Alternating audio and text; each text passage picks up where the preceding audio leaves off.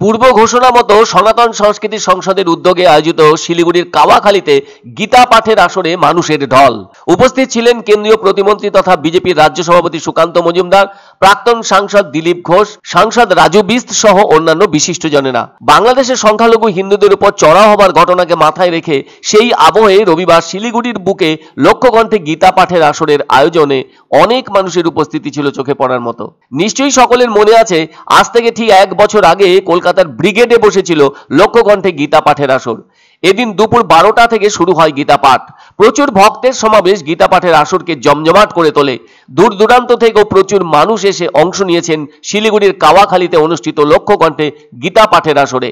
ওখানে উপস্থিত হয়েছেন বিরোধী দলনেতা শুভেন্দু অধিকারীও। এখন প্রশ্ন উঠতেই পারে, কেন গীতা পাঠ? এক্ষেত্রে যেটা আঁচ করা যাচ্ছে তা হলো, এই মুহূর্তে বাংলাদেশ অশান্ত হয়ে উঠেছে আর এপার বাংলায় রাজনীতিতে রং লেগেছে। অন্যদিকে 2026 সালে এই রাজ্যে বিধানসভা নির্বাচন। সেদিক থেকে ভাবলে বর্তমান প্রেক্ষাপটে এই রাজ্যের ভেতর রয়েছে দুটি যুযুধান রাজনৈতিক দল, বিজেপি ও তৃণমূল। এদিকে মুখ্যমন্ত্রী মমতা বন্দ্যোপাধ্যায় যখন দীঘাতে জগন্নাথ মন্দির স্থাপন করে সেটার উদ্বোধনের কথা ভাবছেন, অন্যদিকে তখন এই রাজ্যের ভেতর শুভেন্দু অধিকারীরা হিন্দু ভোটকে একত্রিত করার কথা বলছেন। আসলে বিজেপি চেষ্টা করছে 2026-এর আগে যাতে হিন্দু ভোটকে একত্রিত করা যায়। এ তো গেল গীতা পাঠ অনুষ্ঠানের উদ্দেশ্য। এবার তো আরেকটা প্রশ্ন আসতেই পারে, গতবার যেখানে ব্রিগেডে লক্ষ্যকণ্ঠে গীতা পাঠের আসর বসেছিল, সেখানে এবার ব্রিগেডকে বাদ দিয়ে একই কর্মসূচি পালনের জন্য শিলিগুড়িকে বেছে নেওয়া হলো কেন? অনেকে অবশ্য তারও যুক্তি সামনে এনেছেন।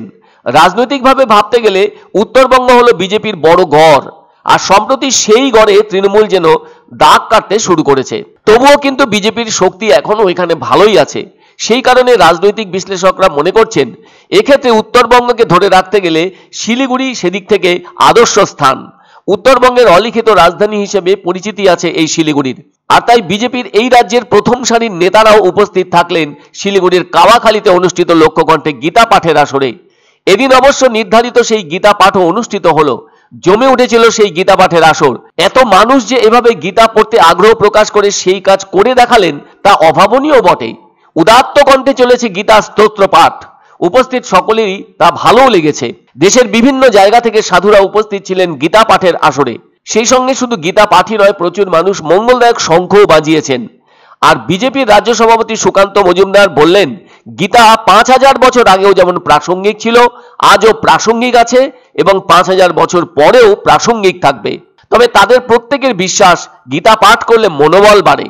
শ্রীকৃষ্ণ অর্জুনকে যে সমস্ত সমস্যা সমাধানের পথের সন্ধান দিয়েছেন, তা যথেষ্ট মূল্যবান বলে মনে করে থাকেন হিন্দুরা। এক অন্য অনুভূতির স্পর্শ পাওয়া যায় রয়কো ব্র্যান্ডের গেঞ্জি ও জাঙ্গিয়ায়। তাই ছোট বড় সবার পছন্দ রয়কো গেঞ্জি ও জাঙ্গিয়া। প্রস্তুতকারক জয়মনি হোশিয়ারি, কলকাতা। আনন্দ সংবাদ, আনন্দ সংবাদ। 30 বছরের নির্ভরযোগ্য প্রতিষ্ঠান ইন্দ্রমণি রাইস মিল। আমাদের কয়েকটি জনপ্রিয় ব্র্যান্ড হলো তাজ, বরলি, খুশি ইত্যাদি। আমাদের factory outlet CG trading company, Dinbazar, axis ব্যাংকের পাশে, জলপাইগুড়ি। এখানে সুলভ মূল্যে গুণগত মানের সব ধরনের চাল পাওয়া যায়। Phone number 9547029475। পছন্দসই সেরা খাবার খেতে হলে সোজা চলে আসুন রুচিসম্মত আধুনিক মানের রেস্টুরেন্ট রাজদরবারে। কেননা এখানেই আপনারা পাবেন ভোজনের রাজকীয় অনুভূতি। শুধু পুজোর সময় নয়, সারা বছরই রকমারি খাবার সরবরাহ করাই এই রেস্টুরেন্টের আভিজাত্য। আমাদের ঠিকানা রাজদরবার, রাহুতবাড়ি, বাবুপাড়া, জলপাইগুড়ি। ধামাকা ধামাকা ধামাকা!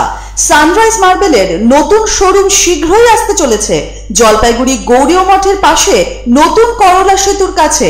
এখানে পাবেন আধুনিক টাইলসের রকমারি সম্ভার।